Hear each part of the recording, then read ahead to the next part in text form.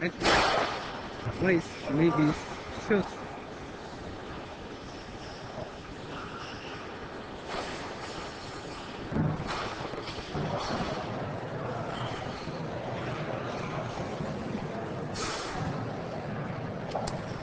Bon, alors, mesdames, messieurs, bonjour.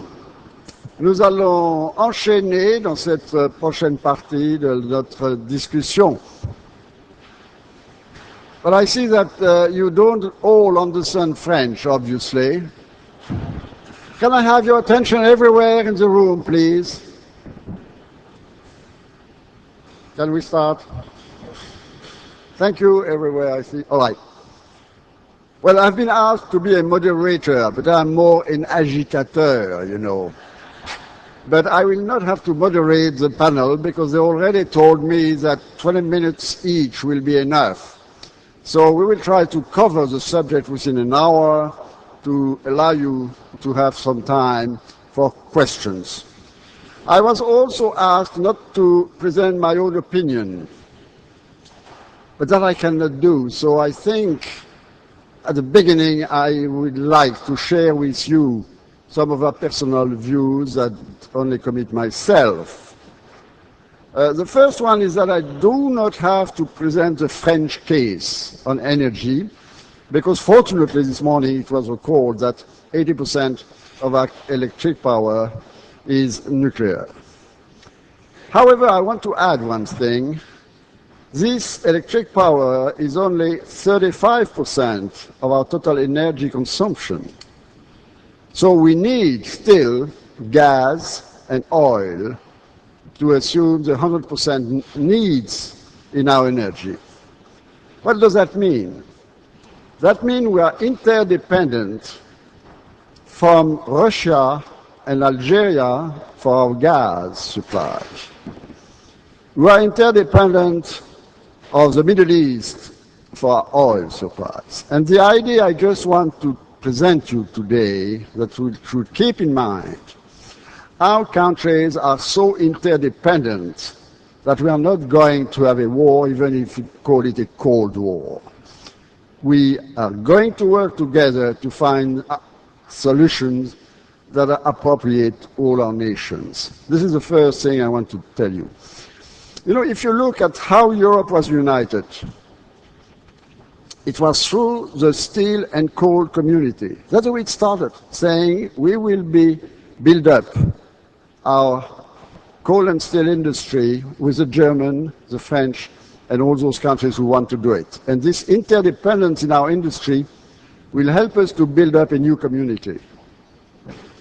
And now we are in another dimension. It's intercontinental community which we are building up by interdependence of our continents. We depend in Europe of what's happening in China, in Japan, in New York, and in Africa. This is why I'm not afraid that we are going to have a new war, a new world war. I'm not afraid of nuclear war. Of course, what was said is very important. We have to try to take all possibility action to avoid that someone crazily would start a war. Why not? Because once you have two opposite partners with equal armament, they are not going to use it. The day one country would put an atomic bomb on Jerusalem, this country will be destroyed within half an hour, entirely. Nobody will have the responsibility to do a thing like that. This is reassuring. Now there is another comment I would like to make, if not directly related to our roundtable here. It's about how to sell good governance.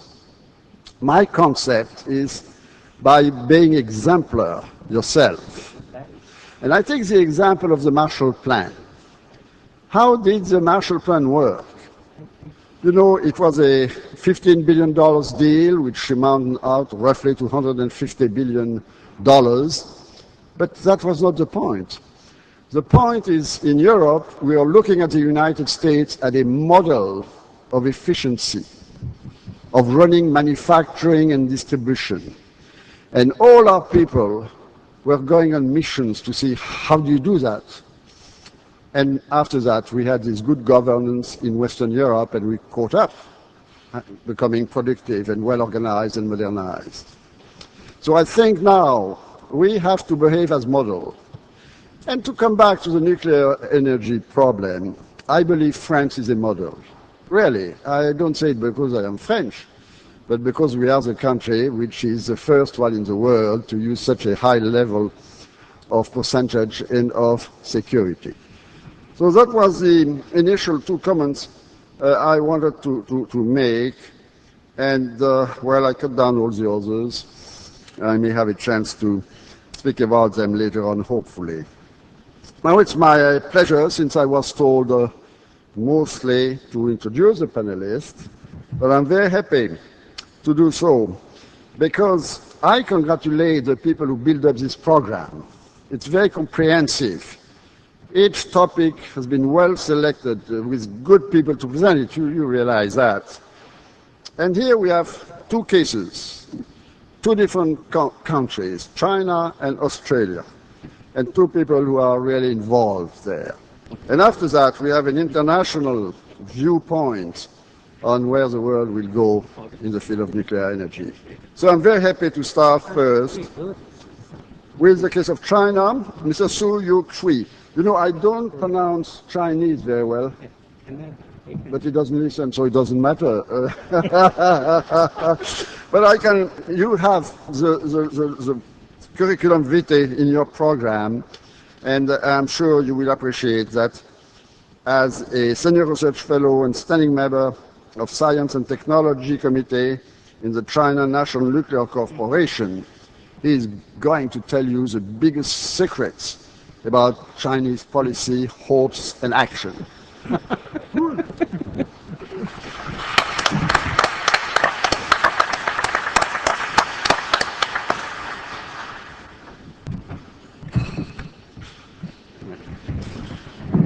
My English is not very well, so I speak very long. Thanks for the CIGI invited me to this give the presentation. I come here the first time. But in the 1993, my main job is the import. The China importing the nuclear reactor handle from the Canada. This is my main job in the 1993. So this time I come here. That time I have a lot of colleagues discuss from the CAR and discuss more issues and signed the first agreement in the 1993.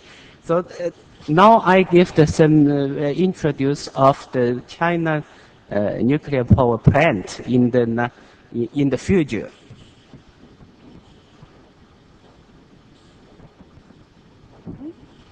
Oh, sorry. I think the first is the nuclear. The China is. I think it is for the reason. One is the nuclear source. The second is the greenhouse. This is the same another the country. But especially the third one and the fourth one. The third one is we want to decrease the air pollution because especially in the southeast, you can see the China. You can see China map. In the according to the cost, especially in the southeast, these regions develop very fast, and the pollution also, the population is very high. So we need to decrease the air pollution. The fourth one is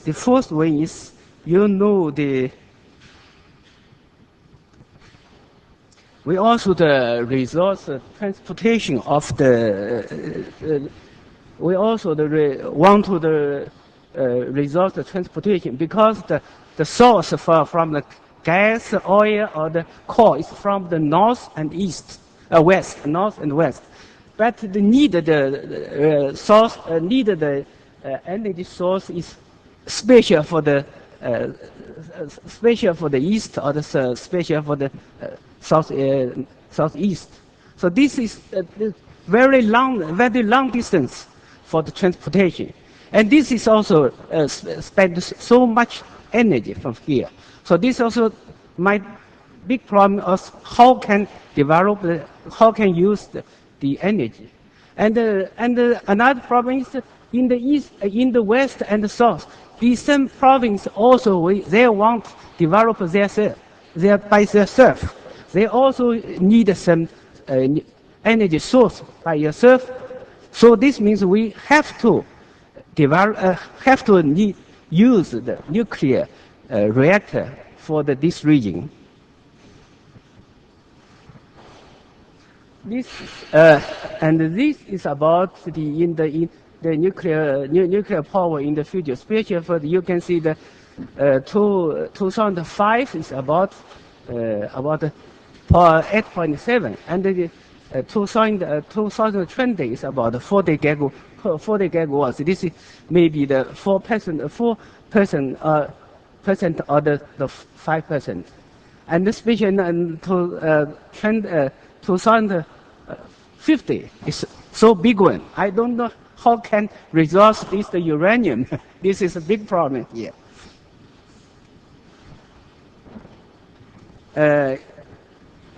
For the 2020 nuclear power plant in China, this is my government is decided for the state council.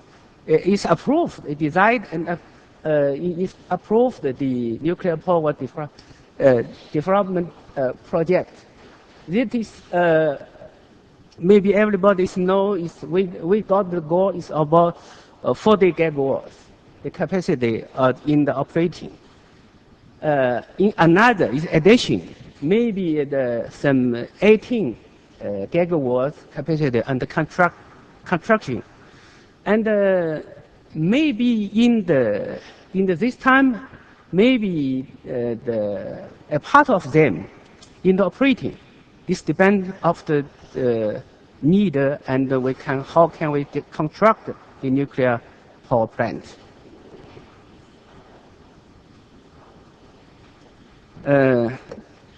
If this, in my view, in the future, maybe like this slide. This means when 2010 is about 20 gigawatts, and the operating is about 10 gigawatt. But in the 2015, maybe it contract and approved is together is about 20 gigawatts. And the operating also the 20 gigawatts. And 2020 is 20 to 20. That means the construction and the approval is together. This means the site and the number of the units are approved by the one times. But the construction can be one by one. This depends on the another things. But the approved is the one time is not. Up to date, just it's operating about 9 gigawatts, and in the construction, in about 9 gigawatts, and the approved up to date is about 7 gigawatts. So this means contract and approved as about 16 gigawatts. You can see the map of this. This is the map. You know the operating is a red one, so you can see about the 9 or the 10 is operating. Also the Tianwan is too nice. In just very near they finished the Tianwan, the second one. So this is together about 10 and so much. And the blue is about so you can see the maybe you can see it's clear. I don't say some things. Special, you know, yeah. Sorry, this. Oh, sorry. We haven't the right line. Oh, okay. So you can see every reactor is around the coast, and from the north to south, so much reactor. I think it's together about 28 reactor, maybe construct in the 10 years. In the next 10 years, it's about here. So much is here. So China have a very big plan to construct nuclear power plant. Maybe I let some few minutes for here. And you can see the same thing is green with the red. This means is the we want to import from the GE. This is a third generation here. And another 2 units is here, the red and in the sketches here. This is maybe discussed with the French area, discuss about the EPR, these 2 units, but not finished. It's in discuss.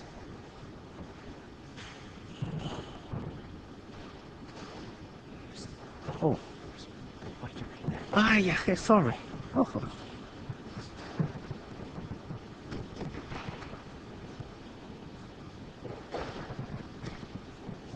Just here. Sorry, I just see it here.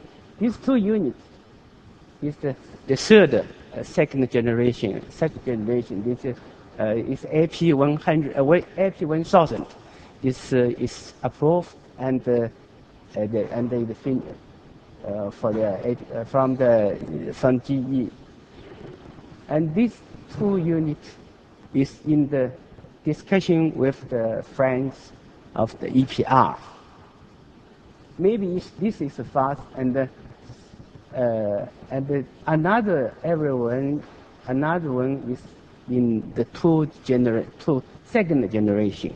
It's the man in the next 10 years is the man type for us.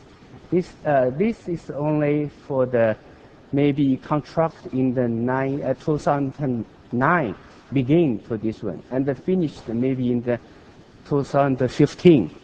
After 15,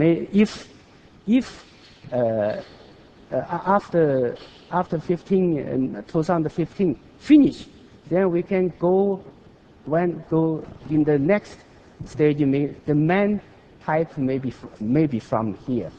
That's this dependent of the next 5 to 6 years. How can contract or how can operating, then can do it. You know, this is also very, very fast for the here. It's just approved, and in the next year maybe just approved here. This is operating this year. They are approved and contracting here.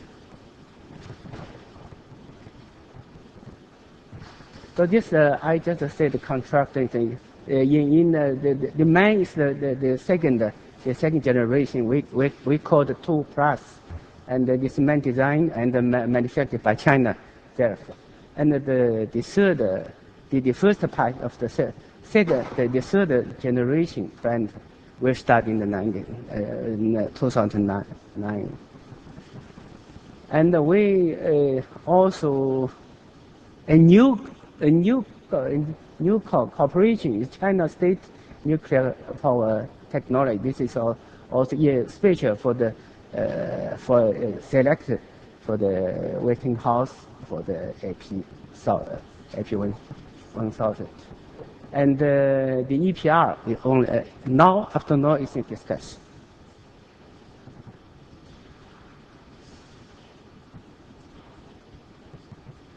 I said this one is if it's finished, if it's very good for the AP100, then in the 2015, then we can change it for the man type from the two generation to the third generation. Then next, I want to the technical policy of the the nuclear fuel cycle. No, sorry. This is also for the reactor in the 3 stage. One is now is the pressure water reactor, this AP 1000. Maybe in the next is the SCWR. Just discuss in the IEA some things with here. And the next, maybe we have to go. We have to construct the fast breeder reactor. Maybe in 2009, maybe we finish construct of the China experiment fast reactor. This is 65 megawatts. And maybe in the 2020, we can construct the demonstrate fast reactor. This is about 600 to 800. Maybe in the 2035, the commercial fast reactor. This only the plant, because this depends on how fast to construct this one. If this is it can finish, then it can go fast. If it's not quickly, then maybe some delay. And the last one, the fusion reactor, is international cooperation. China is attended this international cooperation. This is for the 3 stage of the nuclear reactor for this one. And for the nuclear fuel cycle, I just introduce here. We use centrifuge enrichment uranium. Now we import from Russia is about 1,000 ton, 1,000 ton SWU. But we need in the 2020 we need about 5,000 ton. So we have to construct about 4,000 ton SWU for the centrifuge uranium plant. We also want to construct the nuclear, the reprocessed spent fuel, and manufacture the MOX. Because this is for China is necessary because we need because the natural uranium is not enough for the nuclear power, so we have to this one. This in the commercial reprocess plant, this about the 800 to the 1,000 ton, maybe approved and finished, maybe approved, and we want to finish this and operating in the 2020. In the future, we also want to the fast reactor for the fuel cycle plus this year. You know this Peterborough MOX is enough for the nuclear power. We have used the fast breeder reactor.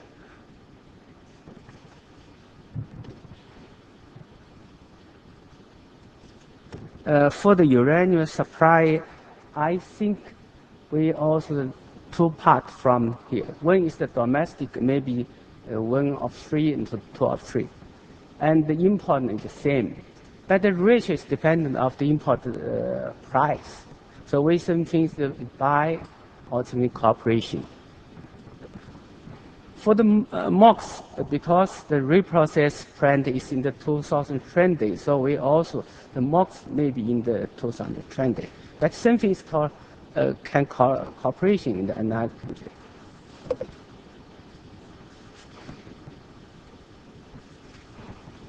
For the international cooperation, I think only very simple to hear. One is the GNAP. My government just signed this agreement in the September 16 in the Vienna. This is 16 country for this one. We also prepare this agreement between China and the U.S. According to the GNUP and some cooperation and some dozen work. And GIF is also we attend, and ITER also operate. Yes, not here. I know. I think you you know very well. And my nuclear energy cooperation is so much country, especially I think it's U.S., Canada, and Australia, and so. The last I want to introduce China and Canada.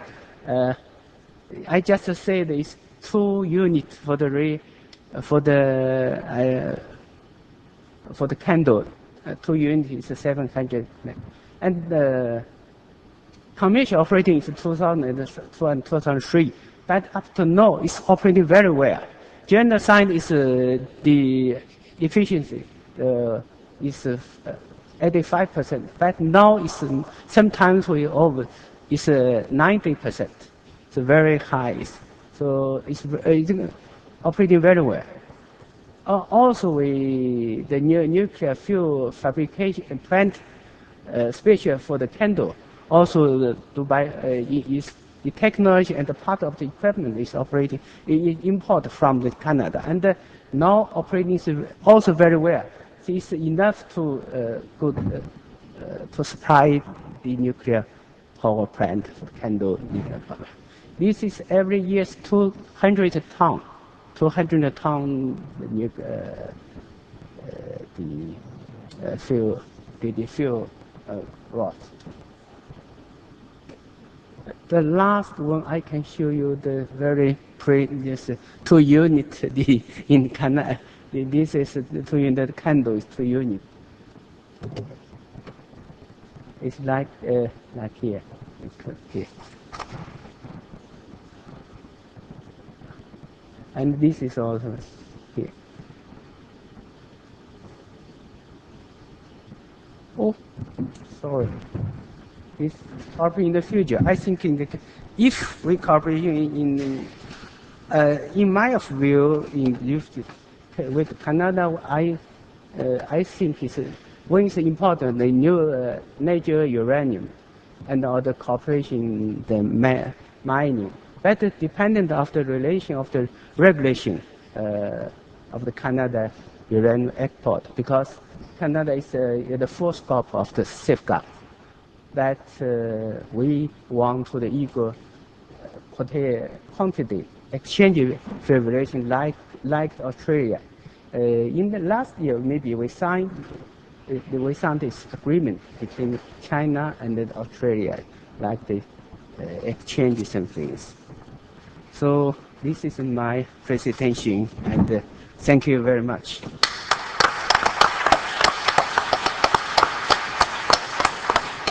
Well, thank you very much. We will have questions after the 3 speakers will present their points. At this stage, I would like to tell you that I have visited your Shenzhen nuclear plant, which is an amazingly good plant. I was so impressed.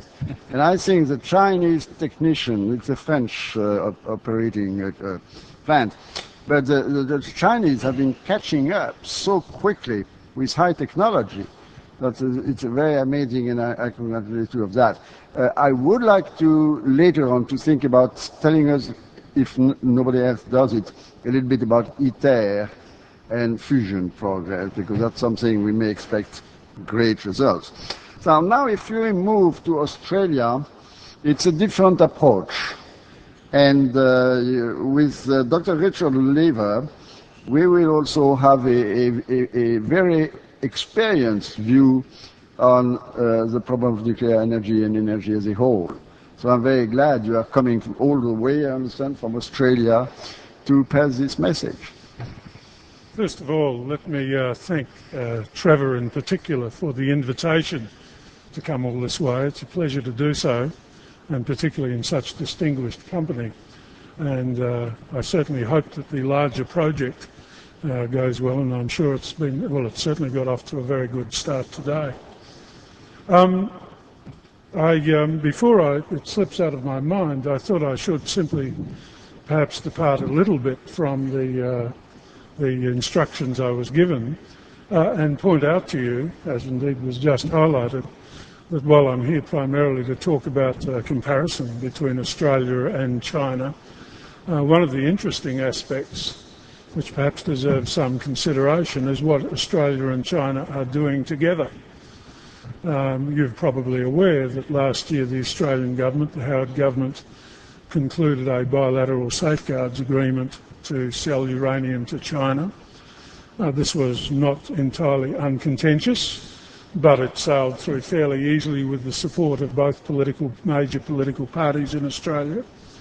It seems to be, and perhaps even more significantly, the Australian government, in the wake of that agreement, moved to allow Chinese equity investment in Australian uranium mines. And a position has been taken in at least one deposit by Sinosteel, and it seems that that is going to move ahead fairly quickly, that mine, I think, and will make some significant contribution to China's fuel needs in the not terribly distant future. That's terribly significant viewed from an Australian perspective, because historically, and I suspect in many countries that are raw materials exporters, let alone uranium exporters, letting countries take equity positions in your minerals, national mineral resources, is highly contentious at the best of times, even with your closest allies.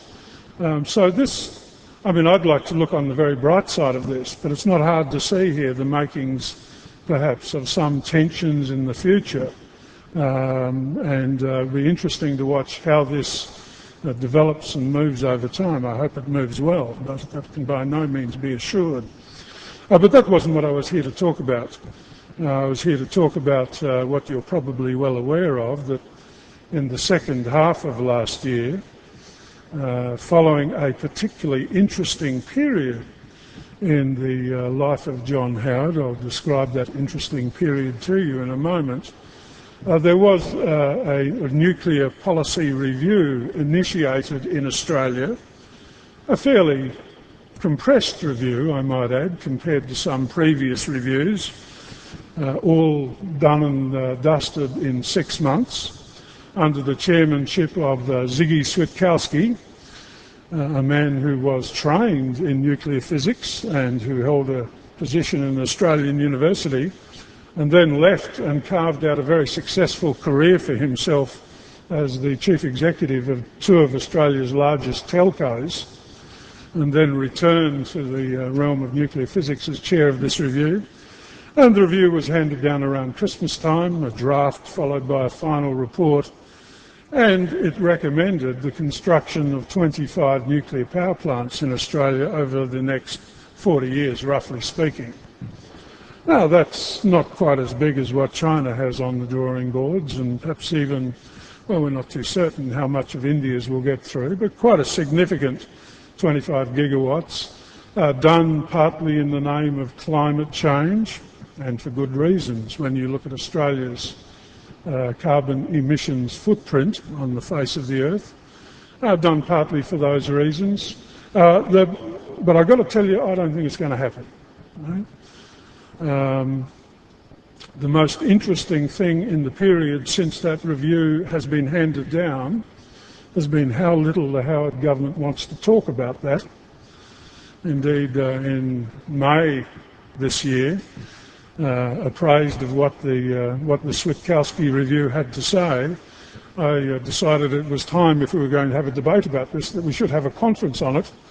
And we sent out invitations to every minister that we could think who might conceivably like to come and talk at the conference, and none of them wanted to. There was a deathly silence. And the cause of the deathly silence, of course, is the election that is coming up in 4 weeks' time. And I think behind that, the bitter realisation that although the Australian people do indeed seem to want to vote for actions on climate change, it's not altogether clear that they think that nuclear power is the solution. So yes, there's this deathly silence, I think, about the Switkowski report, which gets quieter and quieter the closer the election comes. And indeed, as I was leaving Australia, even the Minister for the Environment seemed to be saying now that perhaps nuclear power was a part of the climate change solution, but it was only one part and there were many other solutions. And it seemed that the government was backing away from this very, very quickly indeed. I guess I need not bother you with too much of the reasons why, but if you've looked at the public polls, of course, well, when I left Australia, the latest poll showed that the government was 42 to 58 behind in the polls, 16 points on a two-party preferred basis. No government has ever come back from that sort of position.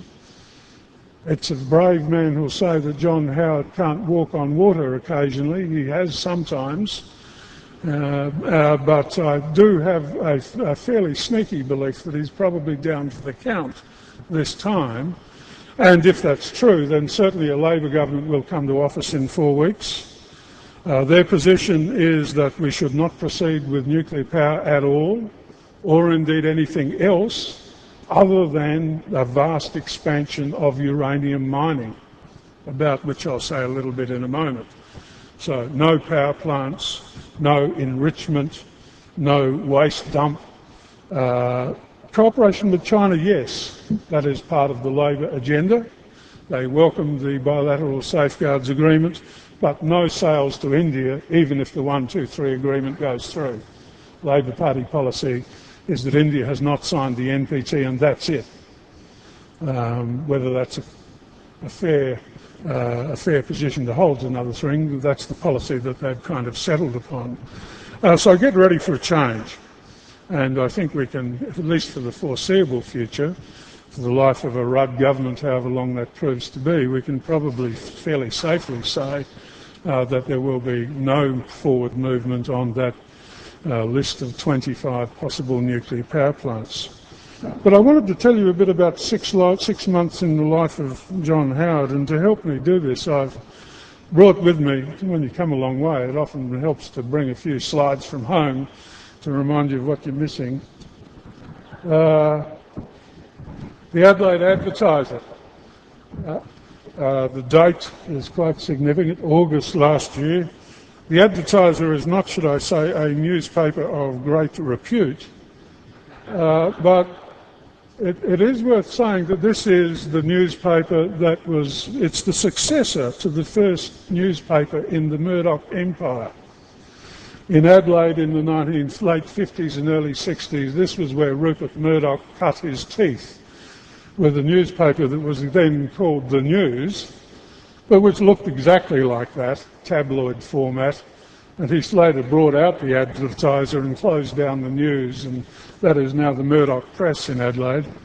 And you can see that on the front page, all good things South Australian, a good bottle of wine at the top here, and the football team, which has unfortunately lost the game. But all the way on uranium, enrich it, says Downer. Alexander Downer, of course, being the foreign minister in the Howard government. Those of you who are sensitive to Australian political phraseology will, of course, immediately identify the phrase all the way. That goes back to 1966, the time of the Vietnam War, when Australia was, quote, all the way with LBJ, according to the then Australian Prime Minister. And this was, I guess, the position that I found at the time to be a little bit insensitive in terms of what was being said about Iran at the same time, etc., and its quest for enrichment. So the questions we had earlier about a new form of apartheid certainly were going through my mind. But needless to say, at the centre of this concern about enrichment and etc., there was the Global Nuclear Energy Partnership. And the 6 months that I want to briefly describe to you, I guess, begins with a Howard quick visit to Washington in April, but just before then, to work out, I think, in his own mind what the GNAP meant, and in particular what it meant for Australia and what it meant on questions of enrichment. I'll take you through that in a moment. The other thing I wanted to show you was this. It's meant to make Canadian uranium miners tremble. This is the famous Olympic Dam mine at Roxby Downs. It's roughly 600 kilometres north-northwest of Adelaide.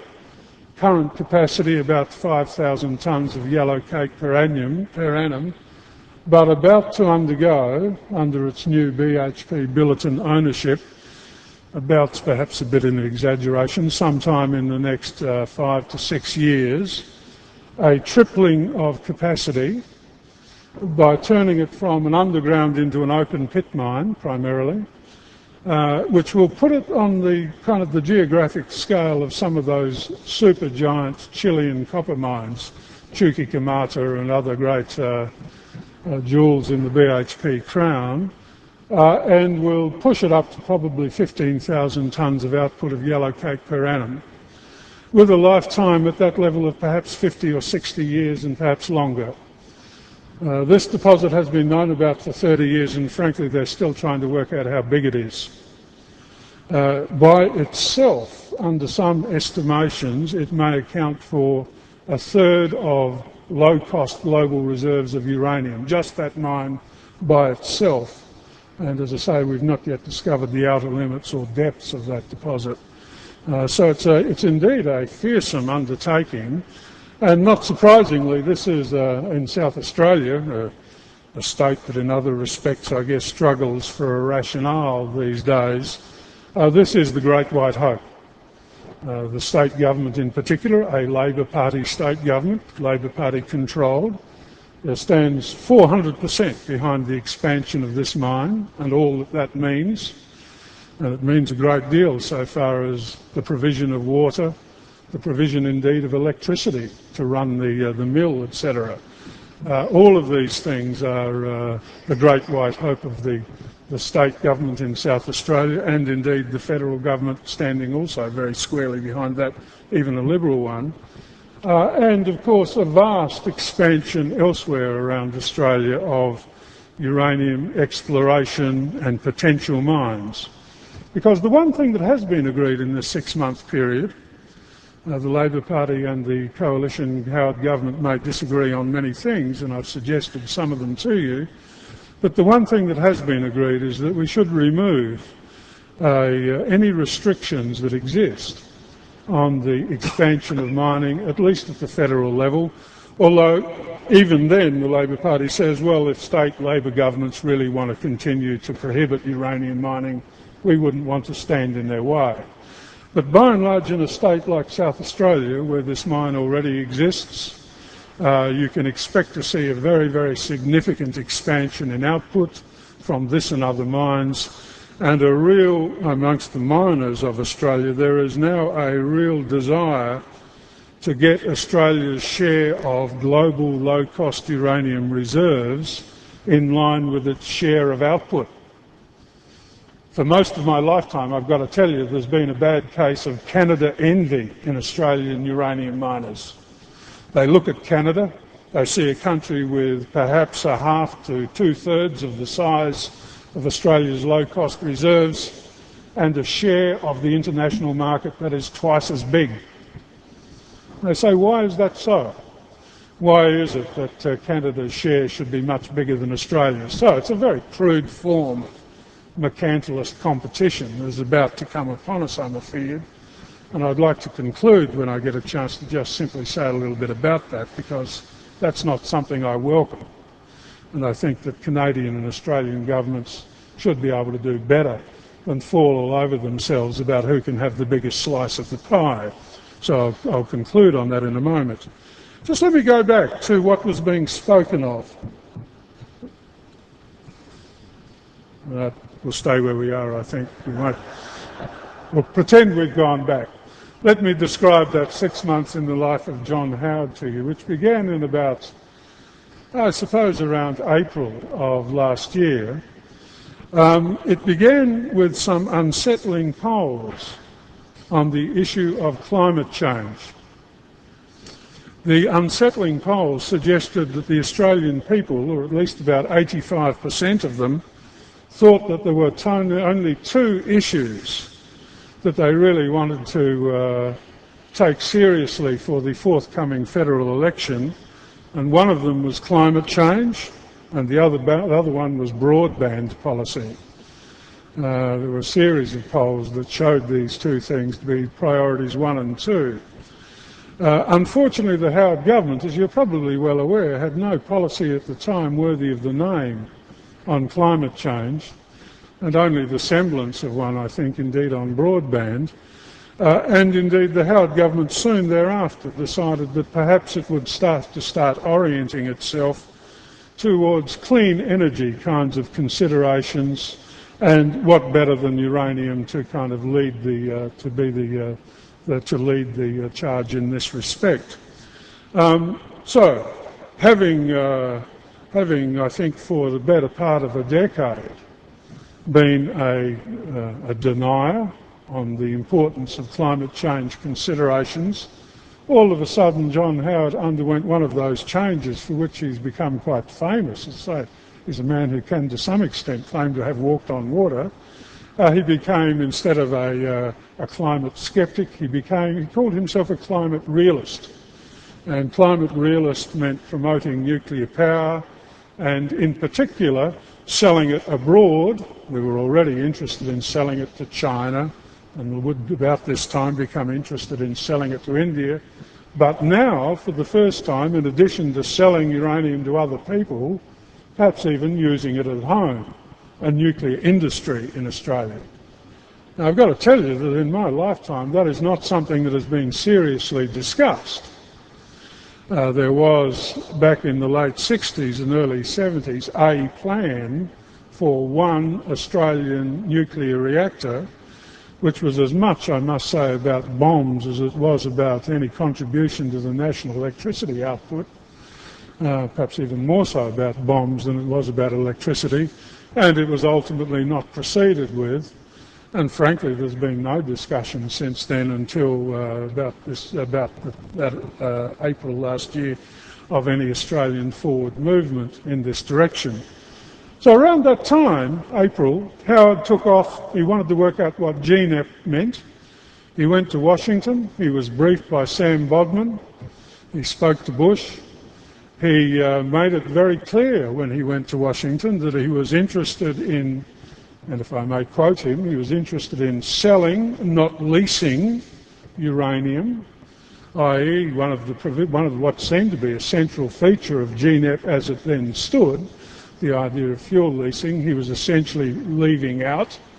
But on the side, he was also very much interested in enrichment, and he came home, particularly after discussing with Stephen Harper, who'd just been elected. He came through Ottawa, made a speech to your parliament, and I noticed that both he and Harper used that very memorable phraseology about energy superpower within 3 days of each other. In July, I think it was, 2006. So it was a kind of coordination of sorts. Leasing, enrichment, domestic power, foreign sales, etc., etc. And sandwiched in all that was the agreement with the Chinese that I described at the beginning. A very interesting time. Yes, I've got my wind up.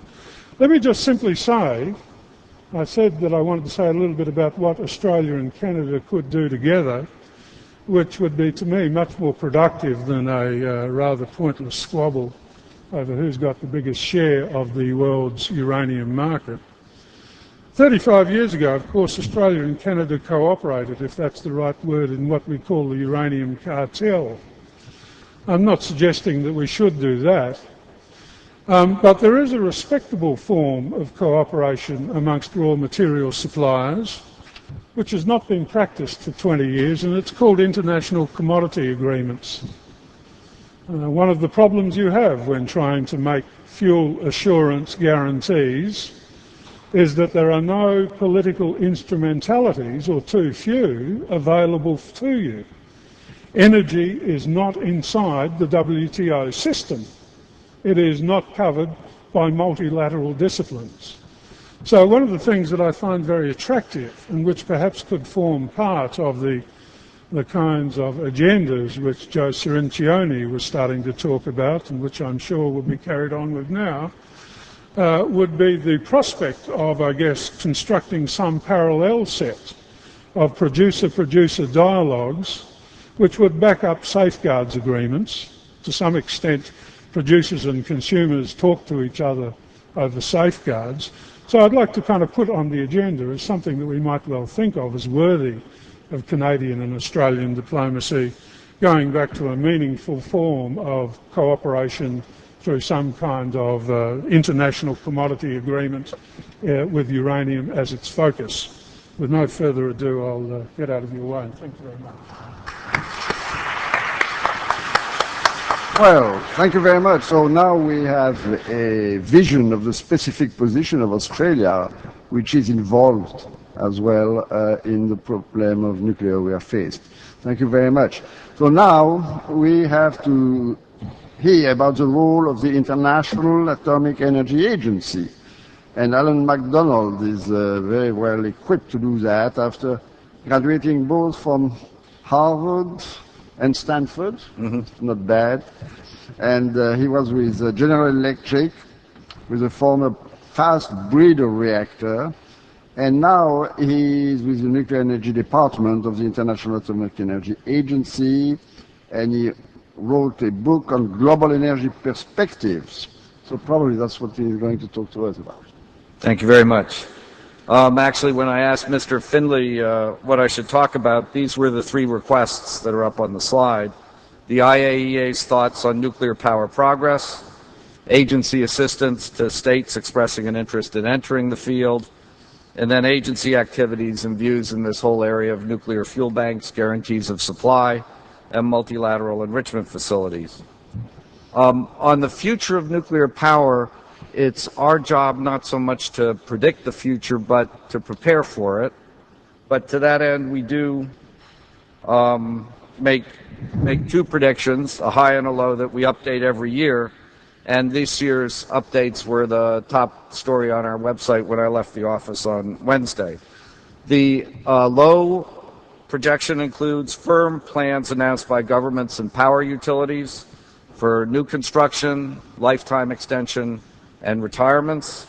And the high projection adds in reactors suggested by long-term government and utility plans. Now, in the new 2007 projections, both the high and the low projection were revised upwards.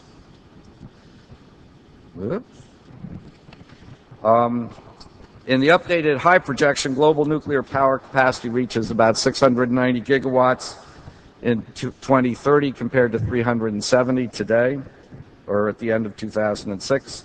And what this graph shows is how the updates have changed over the years. So the green on the left is history, and then the colored bars show what we projected when we did this in 2001 and 2002 and so on until now.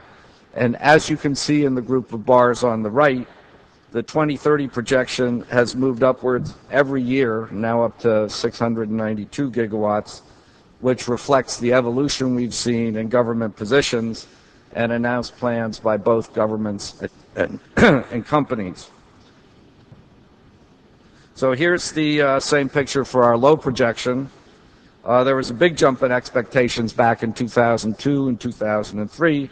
Things have been less dramatic since, but again in the 2030 group of bars on the right, the general trend is up, and specifically so this year to 447 gigawatts. We're not the only organization whose nuclear projections have been going up. So I think it's fair to talk about rising expectations. I'm not ready to use the phrase yet, nuclear renaissance. You know, there are only 31 plants in construction all around the world, and that's exactly the same number as were under construction in the year 2000. And if you average the number of new connections since 2000, adding in some restarts from long-term shutdowns, it's only 4 per year. And to get up to the high projection, you're going to need something like 15 or 16 new connections per year. You're going to have to quadruple that average. But while there's not yet a renaissance of construction, I think there's certainly a renaissance of interest, and I think there are good reasons for it. I had in my notes I was going to say now, and other speakers have described them well, but I don't think anybody really has, but we can come back to that in the question period if people are interested. In terms of reactors and countries, in this low projection, the number of countries with nuclear power in 2030 is estimated to be only about 1 or 2 more than today. But in the high projection, it's perhaps 20 more countries or more than there are today. So that's a significant uncertainty in at least that market characteristic. In the low projection, we figure 145 of today's reactors will have been retired by 2030. The retirements here are shown by red, and only 178 new reactors shown in blue will have been built. So you can see that decommissioning needs are clearly highest in Europe. WE stands for Western Europe and EE for Eastern Europe. New units are mostly in the Far East, Eastern Europe, and Middle East and South Asia, which includes India and Pakistan. But although the blue overall outweighs the red in this picture, there's still a lot of red. In the high projection, the blue is much more dominant. There are fewer retirements, only 82 by 2030, and more than twice as much new build, 357 new reactors by 2030. Most of the decommissioning work is again in Europe, although there's less of it. And the new construction is spread more broadly, although the Far East, Eastern Europe, and Middle East and South Asia still have the most. So those are the projections that we're using to help us prepare for the future. And the messages, I'd say, are rising expectations, but still significant uncertainty. The center of expansion is in the Far East and South Asia. And Western Europe's a big swing region. In the high projection, capacity goes up 20%. In the low projection, it goes down 40%. So the second item was agency assistance to countries interested in exploring or starting a nuclear power program. First, we help build energy planning and analysis capabilities in interested states, and we're the only UN organization that does that at the national level. You know, big countries have lots of places they can go for energy policy analysis, but many of our member states don't. And so we develop models that are tailored principally to developing country needs. We transfer these, we train local experts and help them jointly analyze national options, and it's all to the end of establishing a continuing local expertise. And as shown on the map, our models and tools are used in over 100 countries. We also produce guidance and reference documents and do workshops and provide special assistance relevant to subsequent steps if one really starts down the road to building a nuclear power plant or to planning for it. So our Office of Legal Affairs has a nuclear legislative assistance program. It's published a handbook of nuclear law, which lays out really everything that needs to be covered. And it actually provides assistance to a country in drafting legislation, if that's what they request, as well as training. International conventions include those on safety, notification and assistance in emergencies, physical protection, liability, non-proliferation, and other issues. We have different roles with respect to these different conventions, but we certainly promote membership, and we can provide associated guidance and training. Knowledge management means different things in different places. In Germany, it means preserving critical knowledge in a country that's got a nuclear phase-out policy. In developing countries, it means more building up new talent and access to existing knowledge. And we contribute through training, direct dissemination of information, databases that are available to all our member states, facilitating networks. And this topic really cuts across all the other bullets that are in this part of the presentation. On safety, we publish a full safety standard series and promote their adoption. And we also provide a range of training services, safety review services and assistance, plus additional guidance and reference documents. Now, in the reasonably recent rubric for all this, in the case of preparing for a new nuclear power program, is infrastructure. That's sort of our new in-house buzzword, which encompasses everything from law to harbors. And if you look back historically in the boom years of nuclear power in the 60s and 70s, when we and others were predicting 3,000 to 5,000 gigawatts by the turn of the century, there was big demand from developing countries for this kind of assistance.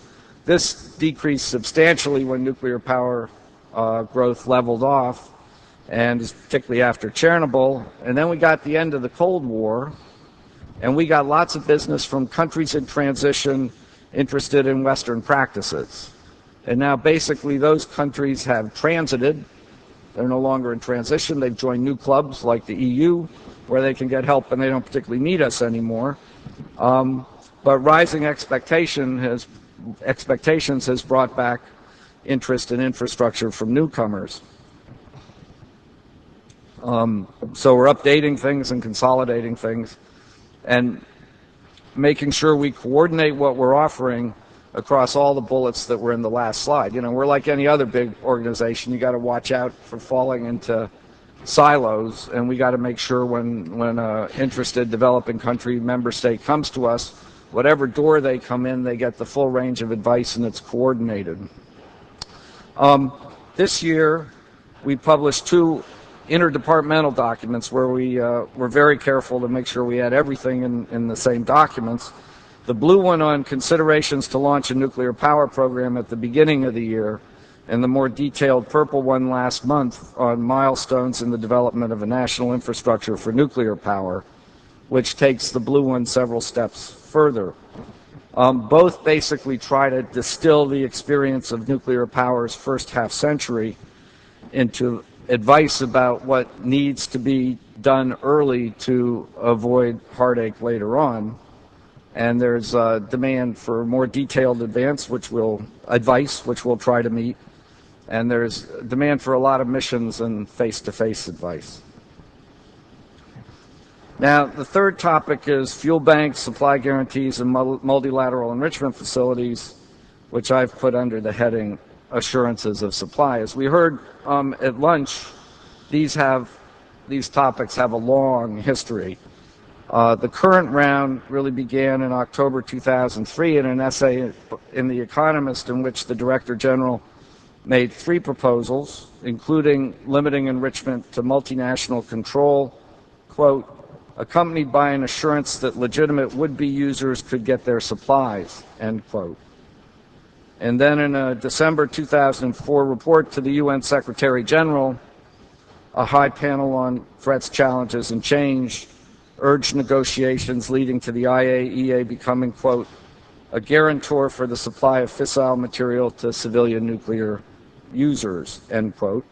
And in a February 2005 report by an expert group established by the Director General on multilateral approaches to the nuclear fuel cycle, the group included as one of 5 suggested approaches international supply guarantees with the IAEA as guarantor. So, efforts to establish an assurance of supply mechanism through the IAEA have waxed and waned since the agency's founding half a century ago in 1957. But our lawyers tell us that one thing is crystal clear, that such a role was envisaged in the statute, and we've got the statutory authority to own stocks and to facilitate supplies between member states or between us and member states. Now, last September, we held a special event on these topics in connection with our general conference. We're motivated by 2 problems that, from our perspective, are joined at the hip. They're absolutely co-equal. And the first is that the risk of political interruptions of LEU or fuel is a non-market investment risk that could be a disincentive for a country that would otherwise benefit from the introduction of nuclear power. And a reasonable role for governments and for their international creations like the IAEA is to reduce exactly those kinds of non-market barriers to entry. The second objective is to reduce the incentives for building, as a hedge against that kind of political supply interruption risk, new national proliferation-sensitive enrichment capabilities. So just to be clear, I'm talking just about assurances against political disruptions, not about assurances against normal abnormalities like fires, strikes, contract disputes, accidents. Those things are to be dealt with, excuse me, through the market. Now, by the end of last September's meeting, there were about 6 to 9 proposals that have been aired, depending on how you count. Starting with the most straightforward, the Nuclear Threat Initiative has offered the IAEA a $50 million 2-to-1 matching grant for a last resort reserve of LEU. They have 2 conditions. One is that we raise another $100 million to make the 2-to-1 match. And the second is that we raise the money and, quote, take the necessary actions to approve the establishment of this reserve, unquote, within 2 years from September 2006. There's a 6-country proposal. That's Germany, France, Netherlands, Russia, UK, and the United States. I've lost it here on the screen. Okay.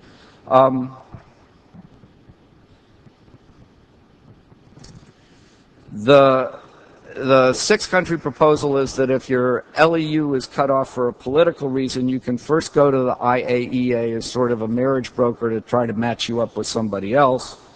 And second, appeal to physical last resort reserves that have been contributed by the 6 countries or by others. Now, the 6-country proposal has a no enrichment requirement in it.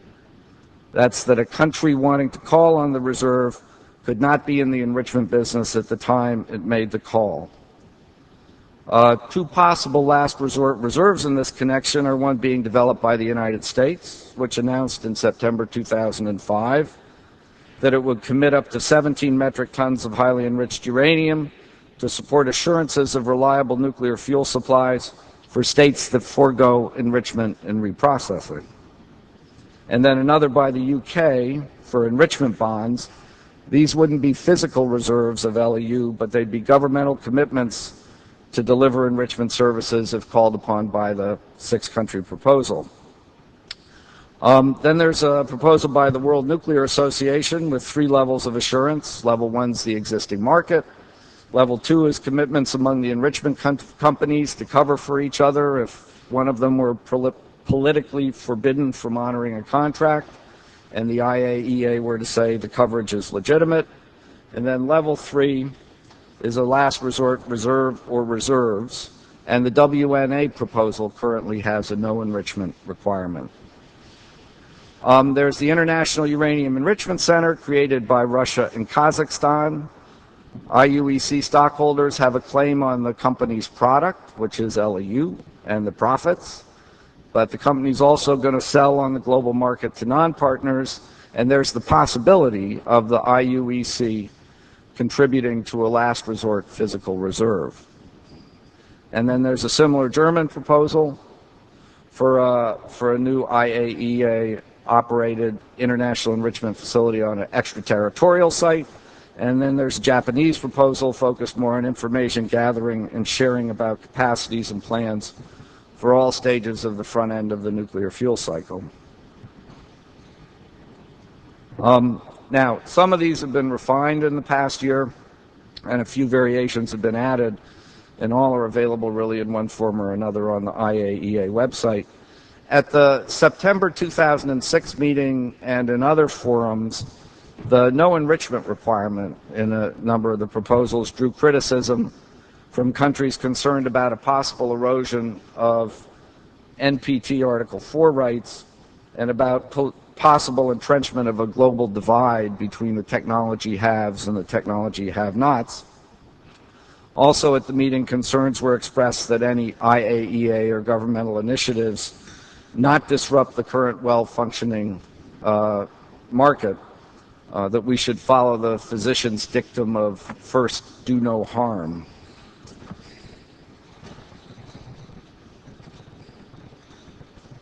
Okay. From the outset, there'd been really no expectation that the meeting would produce a consensus, but there was a chairman's report, which is also on the web. And the things I liked about that report were first, its description of the proposals as mutually compatible. This was another point that was stressed at lunch. We're talking about insurance here, and insurance markets for other types of insurance have many policies coexisting that take advantage of the different situations of different providers and the different interests of different customers. So that's an important bit of shared background that the discussions since that meeting have had. The chairman's report stressed that no one had been suggesting altering states' rights, while he noted the concerns that have been expressed about implied or intended conditions for access to assured supplies. And he also noted the concerns about disrupting a smoothly functioning fuel market. Now, for our part, the Director General has said several times before and since that assurances of supply have to be equitable and accessible to all users of nuclear energy. Any system has to be voluntary, with states free to choose their fuel options, and that no rights of states would be compromised. In a report this June to our Board of Governors, the Director General presented a framework for moving ahead. Now, the Board decided not to release the report for public distribution so that member states could have more time to study it before they really discuss it. But I can say that it compiles the various proposals, it presents a possible three-level framework, and it provides some description of release criteria that might be needed. My own feeling is that you need at least three things to pull this off after half a century of periodic attempts without any success. First is the acceptance of several different assurance mechanisms operating in parallel that I just mentioned. I think we've got this now, and maybe even we take it for granted, but 18 months ago, it certainly wasn't clear, at least to me, that this would be the case. Second, you need money, particularly for a physical bank, less so perhaps for a virtual bank. NTI has offered the matching grant, but we haven't got the match yet. There are authorization bills in the U.S. Congress for another $50 million, although they're far from a done deal. Or material could be made directly available, like the U.S. reserve from the downblended 17 tons. So while the money's far from in hand, I again think that things have developed more promisingly than at least I would have predicted 18 months ago.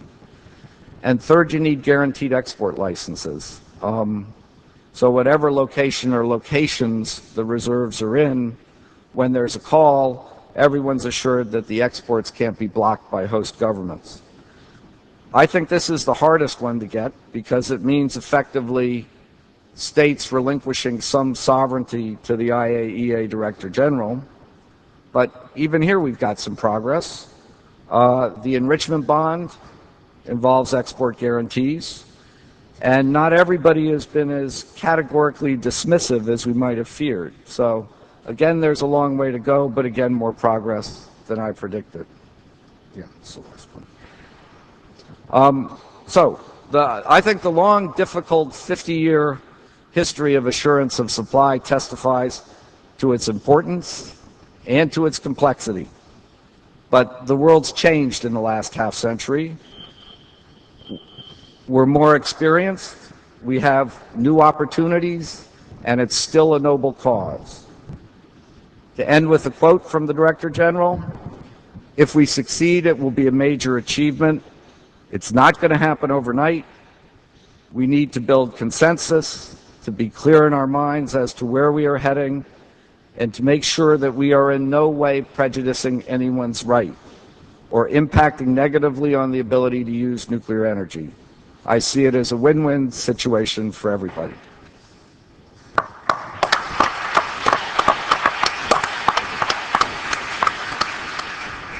Well, I don't want to cut down too much about the break and about the champagne reception, because I think you should deserve some. So I was asked that we limit the questions to 15 minutes. So please, if you have any question now, let's still take advantage of this panel. Yes, sir. So there's a question here. Since the cost of preparing nuclear fuel can vary a lot, I once was asked to price, I'm an Indian, and in one of the jobs I was doing with the government, I had to price nuclear power. I would say that, let's say, if we have an experimental fast breeder reactor on the thorium route in India, and China is also building one. Now, the kind of costs that you would get from thorium are very different from the kinds of costs that you get from a Westinghouse facility or a German facility. How would you factor these different cost estimates into some of these very fascinating proposals? I really enjoyed your study for a common nuclear fuel facility. I want to be very careful. What I'm talking about is a last resort reserve, which ideally will never ever be used. So I think to make it, to design it so it provides the assurance that in that last crisis situation it will really deliver, you have to remove as much uncertainty as you can, and that requires being very clear on what price is going to be charged to the customer, because nobody's going to get it for free. And of course the enrichers are worried that it's too easy to get to the bank and it's going to undercut them and stuff like that. So you have to be very clear about price and come up with a formula that makes perfect sense to everybody. But all I'm talking about here is a last resort reserve only in the cases of political interruptions. Can I just add a bit to that? I mean, that's all well and fine, but it always begs the question of when is the last resort really the last resort? You might want to bear in mind that when the HEU deal was struck in the early 90s, one of the conditions was that these transfers of ex-Russian HEU into the United States and its downblending was not supposed to stuff up the market. Well, I've got to tell you it did. And anyone who says that the market kind of was not affected by these HEU transfers needs to take a good long look at it. Now, you can make all the kinds of assurances you want, but if you're going to kind of start putting significant amounts of stuff aside in some kind of bank of last resort, some kind of starting to sound a bit like an IMF of the world's nuclear industry here, you've got to have some pretty clearly hammered out understandings, it seems to me, between producers and consumers.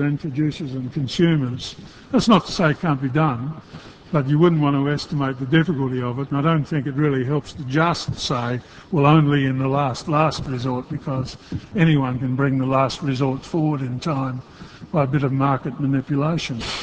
I mean, one of the lessons of the uranium market in recent times has surely got to be how easy it is for a bunch of hedge funds to drive the price up. If we had anything like that number of reactors in place now, some people would be going to a bank run by the IAEA and saying, well, look, we can't afford to buy it at this price. Sell us some at a decent price. So you've got to think about these things. They're very difficult. They're very interesting problems. I'm not sure what the answers are, but I think I know what the problems are. Yeah, well, that's all right. You're coming our way soon. We'll fix you up. Any other question? Yes, Monsieur l'Ambassadeur. It's coming. As we are in a good situation to have a prominent representative from IAEA with us, I'm tempted to ask you a question which is an energy question, but it's more a political one. How does IAEA see the views and the position of the Iranian government in the dispute with the Western countries? Are you... Which government? Iranian. Iranian, okay. Do you have... Well, you certainly have your own contacts, you have your own impressions. Are you able to give us some hope that these things will be handled more positively from their side? Unfortunately, that's not my department. And I think we owe a report to the Board of Governors in November on exactly that topic. And even if it was my department, I'm sure I wouldn't be able to say anything right now on it. I should say that, we're not in the business of doing intentions. We try to present facts, what we see, what we learn, what we've been told, and stay away from inferring intentions of different governments. Well, I would like to thank very much the panelists for their good contribution. And if I may conclude, I would put up 2 points. The first one is that our national policies are obviously to deal with insurance of supply, competitiveness of the source of energy, security in operation, and impact on environment. I mean, each one of our countries should be able to measure those items and to develop their own policies. However, the need for international regulation is clear. As you know, we have difficulty in having a united Europe energy policy because of the disagreements of some of our member countries. But it does not mean that there is no room for permanent consultation and avoiding to hurt too much the policy of our partners. The second and last remark I will do is we are in the field of high technology and discoveries. You see, I belong to the generation who ignored nuclear plants.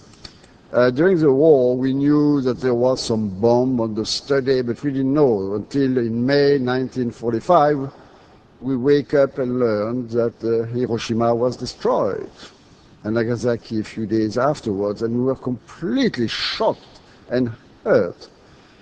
10 years later, we had our first nuclear energy plant in France.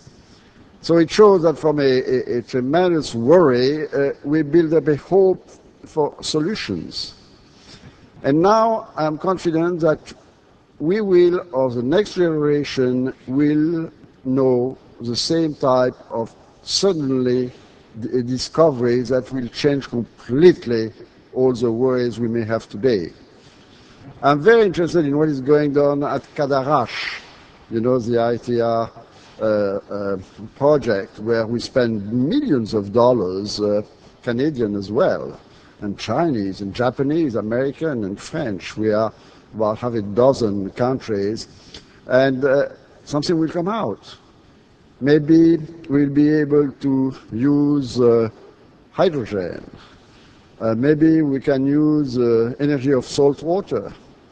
Maybe we will be able to store energy and then use really solar energy in an effective way. There are so many doors open that, and so many people with this will to create and of innovate and discover. I have had the chance during my generation to see so many unexpected results. A man on the moon or going to Mars to drink the water over there if there is any, that we will have ventures like that, and that's the fact of human destiny. So let's be hopeful. Thank you.